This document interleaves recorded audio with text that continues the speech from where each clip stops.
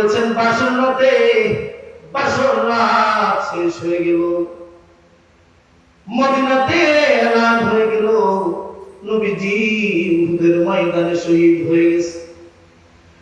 নবীজির এই সংবাদ শুনে হযরত হামজালা রাদিয়াল্লাহু তাআলা আনহু পাগলের মতো ছোটাছুটি আরম্ভ করলো। বিবির ডাক দিয়া বলে, ওরে বিবি, জীবনে যদি বেঁচে থাকি দ্বিতীয়বার দেখা হবে। যে নবীকে এত ভালোবাসি ওই নবী দুনিয়া থেকে বিদায় নিয়ে গেল।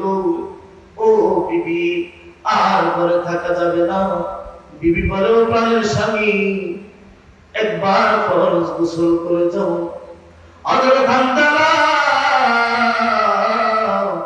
ডাক দিয়া বলে, ওরে বিবি, কার জন্য গোসল করব?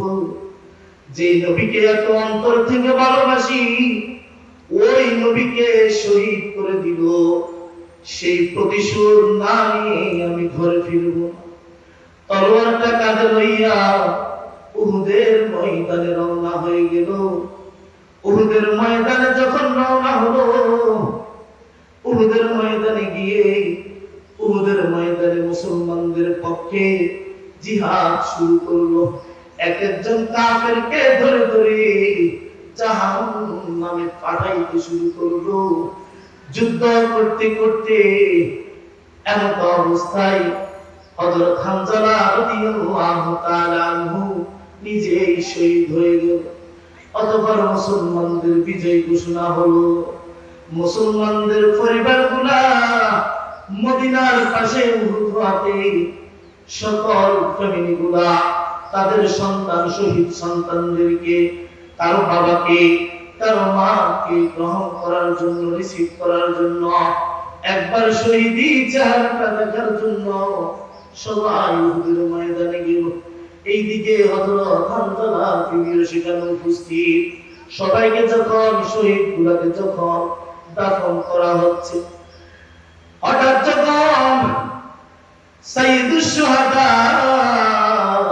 হযরত আমির হামজা রাদিয়াল্লাহু তাআলা আনহুকে কবরে শুরু করলো, হযরত হামজালার বিবি নবীজিকে ডাক দিয়ে বলে, ও প্রাণের নবী, সবাইকে যদি গোসল না করে দাফন দেয়, হামজালাকে গোসল দিয়া দাফন দিতে হবে।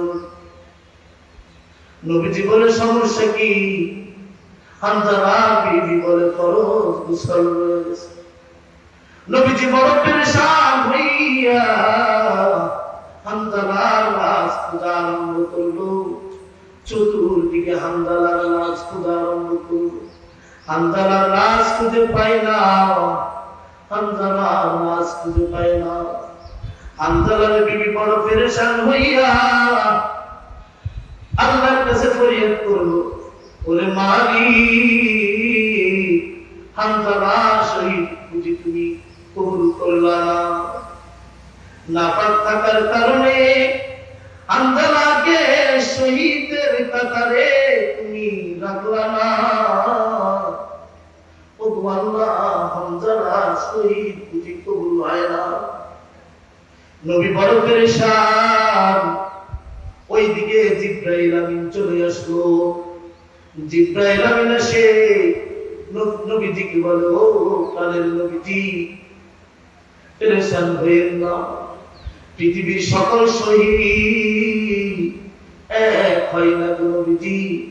হামজালা এমন এক শহীদ যার গোসল দুনিয়াতে হয় না গো নবী।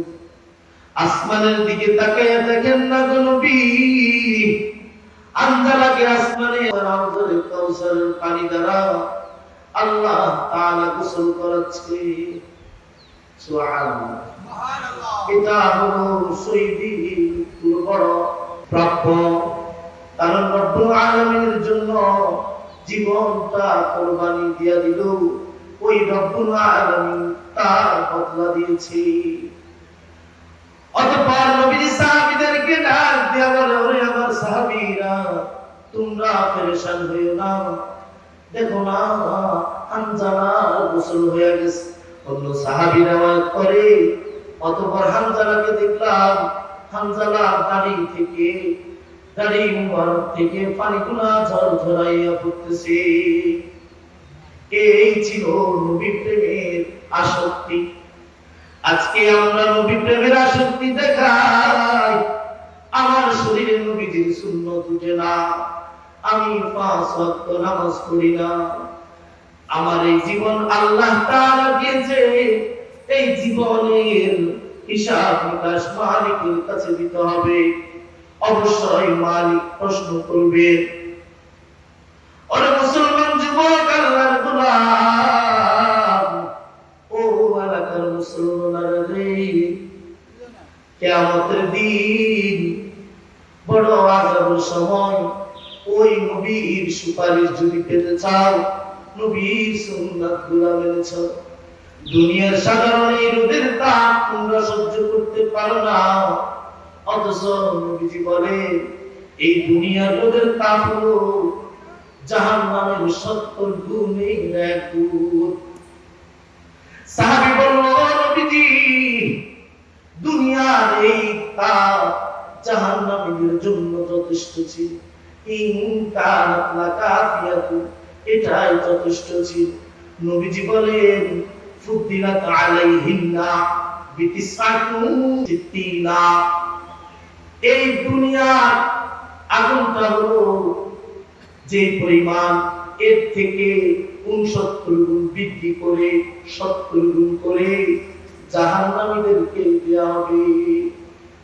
বলে দুনিয়ার মুসলমান, ওই নবীর সুপারিশ যদি কিয়ামতের দিন পেতে চাও, তাহলে নবীর সুন্নাতগুলো জিন্দা করো।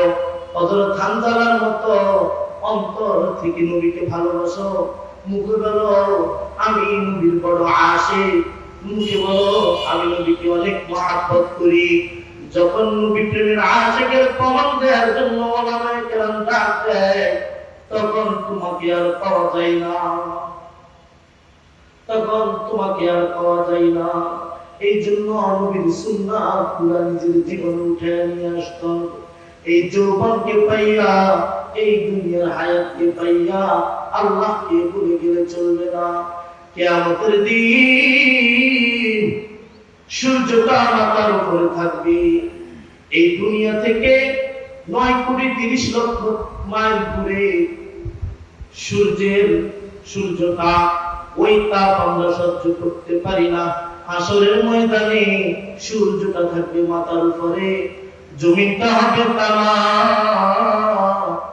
বান্দার মাথার মগজগুলো তকবক তকবক করতে থাকবে।